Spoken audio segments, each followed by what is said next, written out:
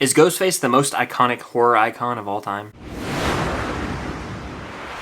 What's going on, guys? I'm Chris, and welcome back to another Scream-related video, as today I am ranking all 12 of the Ghostface killers from my least favorite to my favorite. This video is loaded with spoilers for Scream through Scream 6, so every single Scream movie is being spoiled here, so if you guys haven't seen them, drop a like, go watch the movies, and then come back and let me know your ranking. Be sure to subscribe and hit that notification bell, as I'm trying to hit my goal of 72,000 subscribers here on the channel. Without further ado, this is your final spoiler warning. You've been warned. Also, we technically have Tony Revolori as a Ghostface killer at the very beginning of Scream 6. I'm not including him on this list just because he gets killed so early. I'm more so focusing on the characters who are revealed as Ghostface at the end of movies. Alright, so kicking this list off at number 12 is Roman Bridger, who is the Ghostface killer in the third Scream movie. In fact, he is the only solo Scream killer in the entire franchise. The dumbest thing they do with this character, though, is make him the long-lost brother of Sidney Prescott, the main lead of this series. I don't understand why they went this route. I would say, without question, that he has some of the least memorable kills in the entire franchise, and the reveal itself is pretty lackluster. Roman's a character who's directing one of the new Stab movies, and he actually has this voice changer so that he can emulate pretty much any voice that exists. Little gimmicky, if you ask me, but his character by far is the least interesting to me, and that's why I would put him at the bottom. Number 11 on my list is the character Ethan, who is one of 3 Ghostface killers in Scream 6. Scream 6 is the first Scream film to have 3 Ghostface killers. This is actually the brother of Richie, who's the Ghostface killer played by Jack Quaid in Scream 5, and he is just one of the least interesting, without question, of this entire bunch, because he's a character that I was like, okay, he wasn't here for this murder, so he's clearly Ghostface, right? I literally leaned over in the theater, I was like, it's either this guy or the detective, because they're the only ones who aren't there when the killings are going down. This movie I enjoy the hell out of, I want to make that clear, but they do make it a little obvious at times who the killer might be. And this is the case with this kid. He's literally like, oh, I was at Econ. I couldn't have been the killer. I was at Econ. We're just supposed to buy that you were at Econ? You could literally just lie about that. But they do this thing where there's a subway scene and he is on the subway with the character Mindy, and then Ghostface stabs Mindy, so it tries to be a misdirect, and at the time I was like, okay, maybe he isn't Ghostface, but he had this look on his face for a split second that I'm definitely going to pinpoint when I rewatch the movie, where he looked like he was just psychotic, so it kind of gave away that he was one of the 3. But of the 3, I think that he's the lamest. Moving on to my number 10, we've got Quinn, who is another one of the Ghostface killers from Scream 6. She is the sister of Richie. You guys sense the pattern that's going on here? The interesting thing about Quinn is that we see her get killed very early on in the movie. We see her get her throat slit, and she looks like she is dead, and she is pronounced dead, and she's just not in the movie after like the first act. That's a first for this franchise, where they literally fake kill someone off in front of us, and then she is later revealed to be one of the Ghostface killers. Because of that, she was never on my mind. She is the one that I was like, okay, she's literally dead, and I never thought anything else of it. Of the 3, in fact, she was by far the least predictable from this movie. All that's to say, Quinn was a character who was fine until she was killed, and then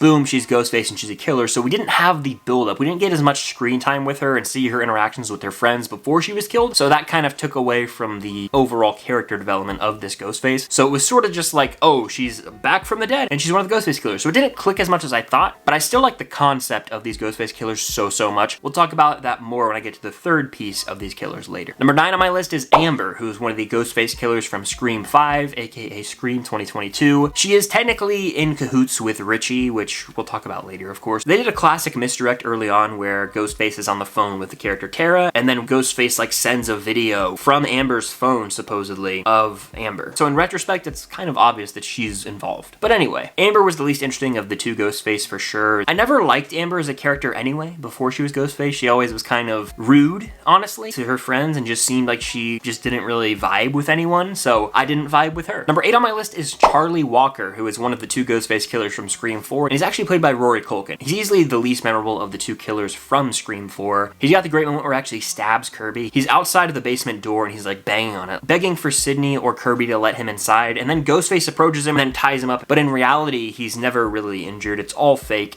and when Kirby does go out there to try and save him, we get the moment where we see he's Ghostface. He stabs Kirby, which is just such a punk move, but I will admit I never really expected that goofy kid to be one of them, so kudos to them. Number 7 on my list is Billy Loomis's mother, who is one of the 2 killers in Scream 2. She goes by the name Debbie Salt, and she's this reporter who's running around. She's in like a direct competition with Gale Weathers through most of this movie. movie. And on a rewatch, there's one scene where you can kind of realize, oh, she's probably involved with this. It's when the sorority kill happens and the girl gets thrown off the balcony, and then Debbie Salt is just like there when Gale pulls up. It's a little suspicious. Why was she there? Probably because she was involved in the killing, obviously. But it's unique how this reveal sort of touches on that trope from Friday the 13th of Jason's mom being the killer. It was cool to see them sort of pay homage to that. But other than that, she is not my favorite from this movie. We'll touch on that later. For number 6 on my list, we're taking it back to the third and final piece of the Ghostface killers from Scream 6, and that is Detective Bailey, who is the father of Richie from Scream 5. I like how all three of them are the family of Richie, who is killed in Scream 5, and they are seeking vengeance on Sam, who killed Richie, obviously. He spearheads this Ghostface mission. He's got the tattered mask, and he is a very powerful, brutal Ghostface. There's even a line that might actually be a dead giveaway where he's like, "I will kill for my family." My theater started laughing because it was a little bit cheesy, but that was pretty on the nose that he was one of the Ghostface killers. And after that moment, I leaned over and I said, look, it's either the detective or it's either this goofy kid. Turns out it was two of them, and then someone who had died was one of the Ghostface killers. So in a sense, I was a little disappointed when this reveal happened because I was like, damn, that was a little bit predictable. But then I let it sit for a second and I was like, oh, they're Richie's family. That was what clicked for me. For like a minute there, I was like, this is kind of underwhelming. But then once we realized it was Richie's family and we saw their motive,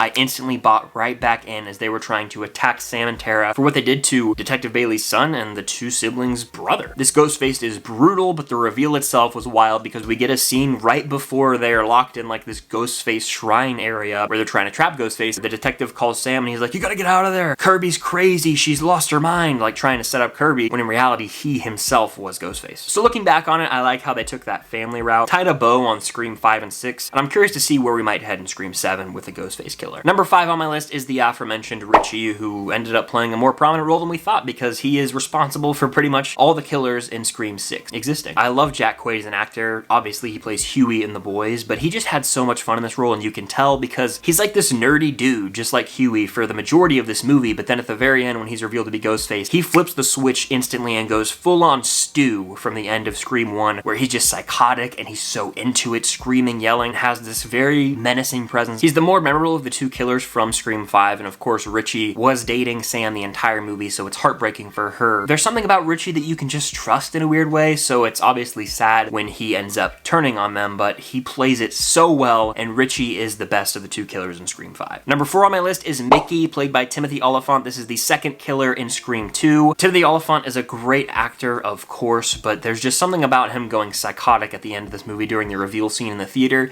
that really sold me on him as Ghostface. He talks about how the whole thing's planned out and that he is just gonna blame it on the movies, which is fitting because he was in a film class earlier, so he is a film junkie, but he's just gonna blame like the stab movies and horror movies for him going crazy, and then ended up having this whole suit played out, paid for him by like different defense groups that would be passionate about that subject. It's a great reveal scene, and then of course we see Billy's mom walk out not too long after. But looking back, Randy always kind of predicts who the killer might be, and he hints at it earlier in the movie. It's a great performance, and he's one of the more memorable Ghostface killers. Number 3 on my list is Jill, played by Emma Roberts. This is a really clever Ghostface reveal. You know, I didn't expect a family member of Sidney to be Ghostface, so it's one of the more shocking for starters, but also the way that she plots it all out, she's fully committed. I mean, she's Fight Clubbing herself. Fight Club himself! We gotta Fight Club her! Throwing herself into walls, throwing herself onto glass tables. She's trying to frame this guy named Trevor who's dead, and she literally takes his hand, scratches her face, rips her hair out. She's insane. And her motives are really well understood because her whole life kind of just views Sidney as this famous family member in the spotlight. It's all about Sidney. Well, she wants some of that as well, so she's just jealous. She wants to have her name in the spotlight and be viewed as this hero who survived a Ghostface killing, and it seems like she's gonna ride off into the sunset in a way. But then when she's in the hospital, she realizes Sidney is still alive. So we get this final confrontation in the hospital. It's like a wild action showdown at the end of Scream 4. But I truly didn't expect her to be the killer, and this is easily one of the most shocked moments I had in the entire franchise. But taking the top spot, I'm gonna talk about these two together. Number 2, Billy Loomis. Number 1, Stu Macher. Together, they are the perfect dynamic duo and the best, most iconic Ghostface killers in this entire franchise. Billy Loomis is a character who's set up to be Ghostface from the beginning, and you're just wondering constantly, is he Ghostface? And then they do the fake kill thing,